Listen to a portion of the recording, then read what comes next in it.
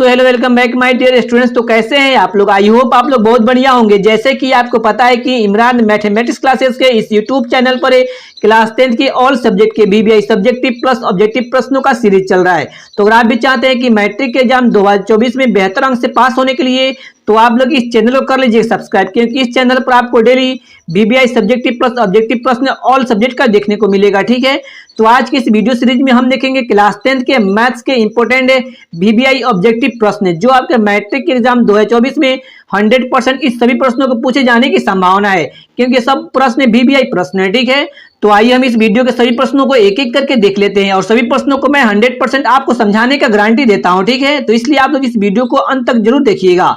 आइए हम इस वीडियो को शुरू करते हैं। तो इसमें हमारा पहला नंबर प्रश्न है कि बराह बिंदु से किसी वृत्त पर खींची गई स्पर्श रेखाओं की लंबाई होगी।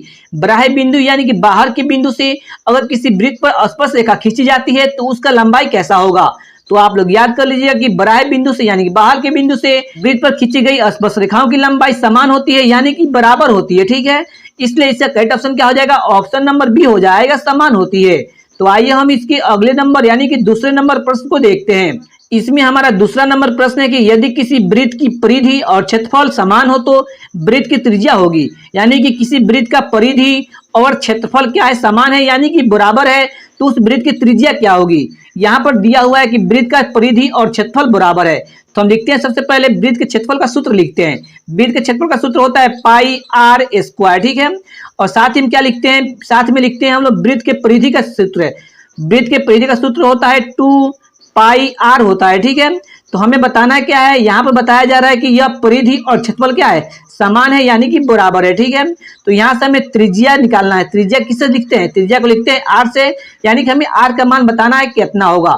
यहाँ से हमें आर का मान निकालना है, तो आर को इधर ही रहने देते हैं और बाकी सभी को उधर भेजते हैं।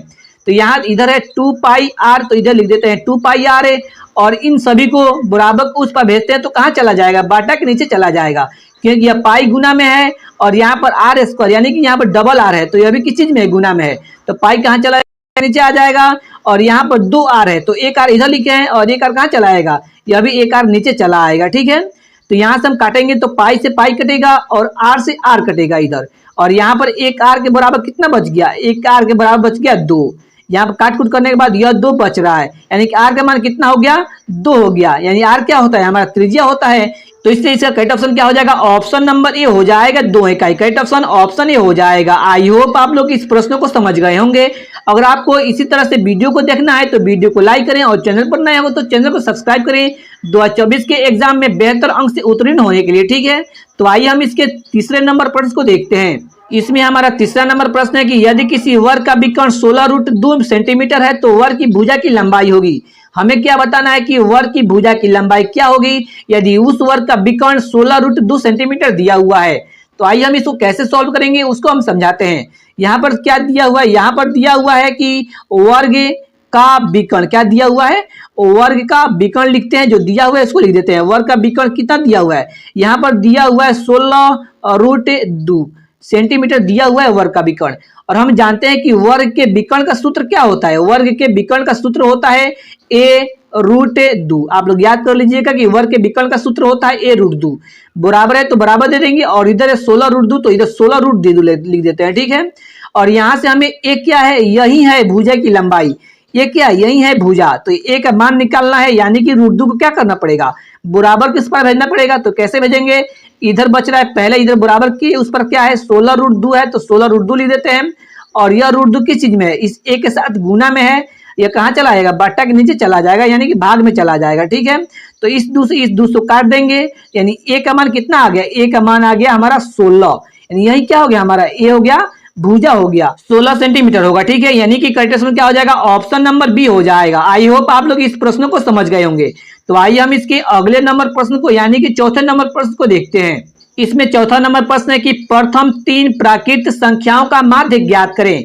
क्या बताना है कि हमें प्रथम यानी कि शुरुआत के 3 प्राकृत संख्या का माध्य क्या होगा। ठीक है, तो हम सबसे पहले समझते हैं कि प्राकृत संख्या होता क्या है और कहां से शुरू होता है। ठीक है, तो प्राकृत संख्या जो होता है वो कहां से शुरू होता है? वह होता है एक से शुरू होता है और प्लस की तरफ बढ़ते जाता है। 1 2 3 4 5 कहां तक बढ़ते जाएगा? अनंत तक बढ़ता जाएगा। ठीक है, यानी प्राकृत संख्या शुरू होता है 1 2 3 1 से शुरू होता है। हमें क्या बताना है, हमें माध्य बताना है। कहां तक का, प्रथम 3 प्राकृत, प्रथम यानी कि शुरुआत के 3 संख्या के, यानी क्या लेंगे, एक 1 लेंगे, एक 2 लेंगे, एक 3 लेंगे, शुरू के 3 अंक लेंगे और उसका माध्य निकाल देंगे। तो माध्य निकालने के लिए क्या किया जाता है, जो भी अंक दिया रहेगा उसको जोड़ देंगे। यहाँ पर है 1 है तो 1 प्लस 2 है तो 2 लिख देंगे, और 1 लिए हैं 3 तो 3 लिख देंगे, बटा कितने का निकाल रहे हैं, 3 संख्याओं का मान निकाल रहे हैं। तो यहाँ पर कितना संख्या लिए हुए हैं, 1 संख्या, 2 संख्या, 3 संख्या, तो 3 से भाग कर देंगे। अगर 4 संख्या लेंगे तो 4 से भाग करेंगे, 5 संख्या लेंगे तो 5 से भाग करेंगे। तो इसको करते हैं हम, कितना हो जाएगा, ऊपर यहाँ पर जोड़ने के लिए बोल रहा है तो 2 1 3 और 3 6 हो जाएगा, और बाटा के नीचे 3 हो जाएगा, यानी कि इसको काट देंगे तो 3 दूनी कितना हो जाएगा, 6 हो जाएगा। यानी कि यहाँ पर माध्य निकल कर आ गया 2 आ गया, यानी कि करेक्ट आंसर क्या हो जाएगा, ऑप्शन नंबर सी हो जाएगा 2। प्रथम 3 प्राकृत संख्याओं का माध्य क्या होगा, 2 होगा। आई होप आप लोग इस प्रश्न को समझ गए होंगे। तो अगर आप भी चाहते हैं कि मैट्रिक एग्जाम 2024 में बेहतर अंक से पास होने के लिए, तो आप लोग इस वीडियो को लाइक कीजिए, और चैनल पर नए हो तो चैनल को सब्सक्राइब कीजिए, ठीक है, क्योंकि इस चैनल पर आपको daily VBI subjective plus objective प्रश्न ऑल सब्जेक्ट को देखने को मिलेगा। तो आइए हम इसके 5वें नंबर प्रश्न को देखते हैं। इसमें 5वां नंबर प्रश्न है कि किसी निश्चित घटना की प्रायिकता निम्न में से कौन होगी। बताना है कि निश्चित घटना की प्रायिकता क्या होता है, ठीक है। इस प्रश्न को याद कर लीजिएगा कि निश्चित घटना की प्रायिकता कितना होता है, 1 होता है। आप लोग इसको याद कर लीजिएगा, निश्चित घटना की प्रायिकता 1 होता है और असंभव घटना का प्रायिकता 0 होता है। आप इन दोनों को याद कर लीजिएगा। तो यहाँ पर पूछा जा रहा है कि निश्चित घटना की प्रायिकता कितना होता है, 1 होता है, यानी कि करेक्ट ऑप्शन क्या हो जाएगा, करेक्ट ऑप्शन हो जाएगा option number D, correct option option D हो जाएगा। आप लोग इसको याद कर लीजिएगा, निश्चित घटना की प्रायिकता 1 होती है। तो आइए हम इसकी अगले नंबर प्रश्न को देखते हैं। इसमें हमारा 6वां नंबर प्रश्न है कि एक पासे की फेंक में 6 आने की प्रायिकता क्या होगी। हमें बताना है कि यदि हम एक पासा को फेंकते हैं तो उसमें 6 आ रहा है, तो उस 6 आने की प्रायिकता क्या होगा, ठीक है। तो पासा किसको बोलते हैं, जो हम लोग लूडो गोटी खेलते हैं और उसमें जो गोटी होता है उसी को क्या बोलते हैं, पासा बोलते हैं। तो उस गोटी में यानी कि पासे में क्या लिखा होता है, उसमें एक तरफ लिखा होता है 1 है, एक तरफ 2 लिखा होता है, एक तरफ 3 लिखा हुआ रहता है, किसी तरफ 4 लिखा हुआ रहता है, किसी तरफ 5 है, और किसी तरफ 6 लिखा हुआ रहता है, यानी 6 अंक उस पर लिखा हुआ रहता है, ठीक है। उसके बाद हमें किस चीज का प्रायिकता बताना है, हमें बताना है कि 6 आने की प्रायिकता। तो 6 इसमें कितना बार आ रहा है, 6 आ रहा है इसमें कितने बार, 1 बार आ रहा है। तो कितने बार आ रहा है, तो 1 बार आ रहा है। और कुल कितना है, कुल प्रेक्षणों की संख्या कितनी है, कुल प्रेक्षणों की संख्या 1 2 3 4 5 6, कुल प्रेक्षणों की संख्या है 6, यानी कि कितने बार आएगा, वो जितने बार आएगा उसको ऊपर लिखेंगे और कुल जो रहेगा उसको नीचे लिखेंगे, वही हो जाएगा, हमारा प्रायिकता निकल जाएगा। यानी कि किसी पासे की फेंक में 6 आने की प्रायिकता कितना होता है, 1/6 होता है। करेक्ट ऑप्शन हो जाएगा इसका, करेक्ट ऑप्शन ऑप्शन डी हो जाएगा, ठीक है। तो आई होप आप लोग इस प्रश्न को समझ गए होंगे। तो अगर आप अभी तक इस वीडियो को लाइक नहीं किए तो वीडियो को लाइक जरूर कीजिए। तो आइए हम इसके अगले नंबर प्रश्न को देखते हैं। इसमें हमारा 7वां नंबर प्रश्न है कि 8 त्रिज्या वाले गोले का आयतन। हमें क्या बताना है कि गोले के आयतन का सूत्र क्या होता है। तो आप लोग इसको याद कर लीजिए, गोले की आयतन का सूत्र होता है 4/3 पाई आर क्यूब। कितना होता है, गोले का आयतन का सूत्र 4/3 पाई आर क्यूब, यानी कि इसके करेक्ट ऑप्शन क्या हो जाएगा, ऑप्शन नंबर बी हो जाएगा, करेक्ट ऑप्शन ऑप्शन बी हो जाएगा, ठीक है। तो आइए हम इसके अगले नंबर प्रश्न को देखते हैं। इसमें हमारा 8वां नंबर प्रश्न है कि यदि वृत्त का व्यास 14 सेमी है तो उसका क्षेत्रफल होगा। हमें क्या बताना है कि यदि किसी वृत्त दिया हुआ है और उसका व्यास है 14 सेंटीमीटर है तो उस वृत्त का क्षेत्रफल क्या होगा। तो हमें क्या करना होगा, सबसे पहले वृत्त के क्षेत्रफल का सूत्र मालूम होना चाहिए। तो वृत्त के क्षेत्रफल निकालने का सूत्र क्या होता है, वृत्त का क्षेत्रफल निकालने का सूत्र होता है पाई आर स्क्वायर। आप लोग इसको याद कर लीजिएगा। पाई का मान कितना होता है, 22/7 होता है, तो 22/7 लिखेंगे। बीच में छिपा हुआ है गुना, तो लिखेंगे गुना। और यहाँ पर आर, आर किस चीज को बताता है, आर बताता है त्रिज्या को। तो त्रिज्या दिया हुआ है, नहीं त्रिज्या नहीं दिया हुआ है, यहाँ पर दिया हुआ है व्यास। तो व्यास से त्रिज्या हम लोग निकाल लेते हैं। तो व्यास का त्रिज्या कितना होता है, व्यास का आधा होता है त्रिज्या। व्यास कितना है, व्यास है 14 और उसका अधिक कर देंगे तो त्रिज्या निकल जाएगा, यानी 2 कर देंगे तो त्रिज्या निकल जाएगा। तो 2 करके काटते हैं तो आर का मान कितना हो जाएगा, आर बराबर हो जाएगा 7 सेंटीमीटर, ठीक है। क्योंकि जो त्रिज्या होता है वह व्यास का कितना होता है, आधा होता है, ठीक है। तो यहाँ पर हमें आर स्क्वायर, तो आर का मान कितना निकाले हुए हैं, 7 निकाले हुए, तो 7 लिखेंगे और स्क्वायर है यानी कि इसको 2 बार लिखना पड़ेगा। तो बाटा के गुना हो रहा है तो यहाँ पर 7 से 7 कट जाएगा और ऊपर बच रहा है 22 और 7, इन दोनों गुना कर देंगे तो कितना हो जाएगा, यह हो जाएगा 54 सेंटीमीटर स्क्वायर, यानी कि इसका करेक्ट ऑप्शन क्या हो जाएगा, ऑप्शन नंबर बी हो जाएगा इसका करेक्ट ऑप्शन। आई होप आप लोग इस प्रश्न को समझ गए होंगे। तो अगर आपको यह वीडियो पसंद आए तो वीडियो को लाइक करें, चैनल पर नए हो तो चैनल को भी सब्सक्राइब करें, ठीक है। तो आइए हम इसी के साथ इसके अगले नंबर यानी कि 9वें नंबर प्रश्न को देखते हैं। इसमें हमारा 9वां नंबर प्रश्न है कि दो अंतः स्पर्श करने वाली वृत्तों की उभयनिष्ठ स्पर्श रेखाओं की संख्या होगी। बताना है कि दो वृत्त अगर अंतर की तरफ स्पर्श कर रहा है यानी कि कट कर रहा है यानी कि छू रहा है, तो उसमें उभयनिष्ठ स्पर्श रेखाओं की संख्या क्या होगा, यानी कि उसमें जो कॉमन स्पर्श रेखा होगा वह कितना कॉमन स्पर्श रेखा होगा।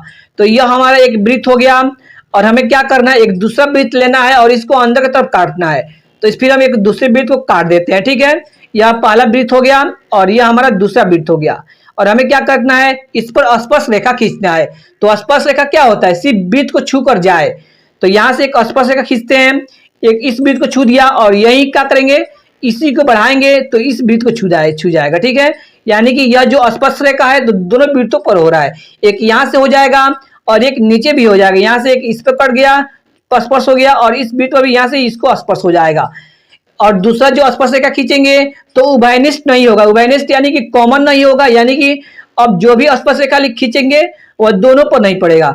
यानी कि दो अंतः स्पर्श करने वाले वृत्तों की उभयनिष्ठ स्पर्श रेखा की संख्या कितनी होती है, एक यह होता है और एक यह होता है, यानी कि दो होता है। इसलिए इसका करेक्ट ऑप्शन क्या हो जाएगा, ऑप्शन नंबर बी हो जाएगा। आई होप आप लोग इस प्रश्न को समझ गए होंगे। तो आइए हम इसके अगले नंबर प्रश्न को देखते हैं। इसमें हमारा 10वां नंबर प्रश्न है कि cos 17 degree minus sine 73 degree का मान होगा। हमें बताना है कि cos 17 degree minus cos 73 degree का मान क्या होगा। तो इसको सॉल्व करने से पहले आपको इस सूत्र को मालूम होना चाहिए। जैसे कि हम लोग जानते हैं कि साइन 90 डिग्री माइनस थीटा क्या होता है, साइन 90 डिग्री माइनस थीटा होता है cos थीटा। उसी तरह से क्या होता है, cos 90 degree minus theta, cos 90 degree minus theta क्या होता है, साइन थीटा होता है। आप लोग इस सूत्र को याद कर लीजिएगा। उसी तरह होता है tan 90 degree minus theta cot theta होता है, या cot 90 डिग्री माइनस थीटा होता है tan थीटा। इस तरह से यह सूत्र होता है, ठीक है। तो हमें यहाँ क्या बताना है, इसका मान बताना है। तो आइए इसको सबसे पहले हम लोग लिखते हैं। यहाँ पर हम लिख देते हैं cos 17 डिग्री, तो 17 डिग्री माइनस में है साइन 73 डिग्री, तो यहाँ पर हम लिखते हैं साइन 73 डिग्री। यह जो दे दिया है मान है, इसका हमें क्या बताना है, इसका मान बताना है। तो आप लोग क्या कीजिएगा, cos 17 डिग्री को लीजिए या आप साइन 73 डिग्री लीजिए, किसी एक को आप चेंज कीजिए इस फॉर्म में, ठीक है। तो हम क्या करते हैं, cos को ही चेंज करते हैं। तो आइए हम cos को चेंज करते हैं। यहाँ पर लिखा हुआ है cos है तो लिख देते हैं cos है और दे देंगे cos है तो cos लिखेंगे और cos के कौन सूत्र को लगाएंगे, इस सूत्र को लगाएंगे यहाँ पर, क्योंकि यहाँ पर एक cos है तो cos का सूत्र को लगाएंगे। cos का सूत्र क्या होता है, 90 माइनस थीटा। तो यहाँ पर हम लेते हैं 90 और यहाँ पर लेते हैं माइनस, यानी कि हमें क्या करना है कि यहाँ पर लाना है 17, यानी कितना माइनस करेंगे तो 17 आएगा। यानी यदि हम एक cos 90 डिग्री में से अगर 73 को माइनस कर देंगे तो हमारा यह 17 आ जाएगा। यानी cos 17 को इस रूप में लिख सकते हैं, cos 90 डिग्री माइनस 73, क्योंकि cos 90 में से अगर 73 को माइनस करेंगे तो हमारा 17 आ जाएगा। उसके बाद कितना है, माइनस में है, माइनस में क्या है, साइन 73 है तो साइन 73 लिख देंगे, किसी एक को चेंज करेंगे। तो हमने cos को चेंज कर दिया है, इसको चेंज अब नहीं करेंगे, ठीक है। उसके बाद यहाँ पर एक cos 90 डिग्री माइनस 73 डिग्री, तो ये कौन सूत्र पर लग रहा है, यह सूत्र पर लग रहा है, ठीक है। cos 90 डिग्री माइनस थीटा यहाँ पर है, यहाँ थीटा का जवाब कितना है, यहाँ पर थीटा का जवाब है 73 डिग्री। सूत्र किस चीज में बदल जाता है, साइन में बदल जाता है। तो यह किस चीज में बदल जाएगा, यह भी बदल जाएगा साइन में। और यहाँ पर था थीटा, तो थीटा आ गया था साइन के साथ है, और थीटा का जब इसमें कितना है, इस थीटा का जब इसमें 73 है तो साइन के साथ कितना आ जाएगा, 73 डिग्री आ जाएगा, ठीक है। और इधर माइनस में कितना है, इधर माइनस में भी है साइन 73 डिग्री, यानी कि साइन 73 डिग्री और ये साइन 73 डिग्री बराबर हो गया। एक साइन 73 डिग्री माइनस में है और एक साइन 73 डिग्री प्लस में है, यानी कि ये दोनों घट जाएगा तो ये कितना हो जाएगा, कट जाएगा। यानी कि दोनों बराबर है तो घटेगा तो कितना आएगा, दोनों घटाएंगे तो यह आएगा 0। यानी कि इसका करेक्ट ऑप्शन क्या हो जाएगा, ऑप्शन नंबर सी हो जाएगा।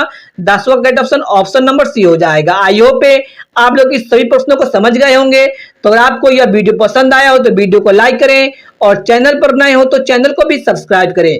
तो इसी प्रकार के नए नए VVI सब्जेक्टिव प्लस ऑब्जेक्टिव प्रश्नों को देखने के लिए इस चैनल को जरूर सब्सक्राइब करें। तो इसी के साथ हम इस वीडियो के नेक्स्ट पार्ट में मिलते हैं। तो thanks for watching this video.